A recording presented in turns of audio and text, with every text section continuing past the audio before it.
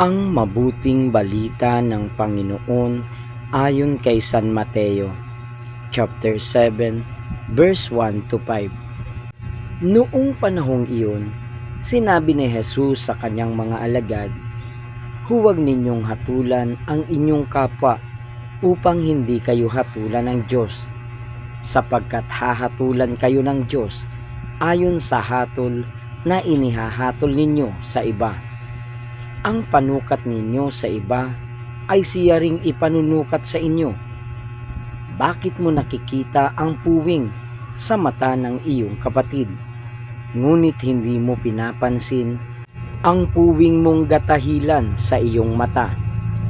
Paano mong masasabi sa iyong kapatid, halika't aalisin ko ang puwing mo, gayong gatahilan ang nasa mata mo?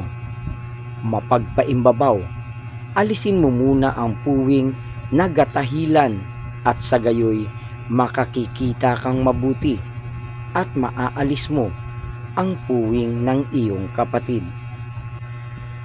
Ang mabuting balita ng Panginoon. Pinupuri ka namin, Panginoong Hesukristo.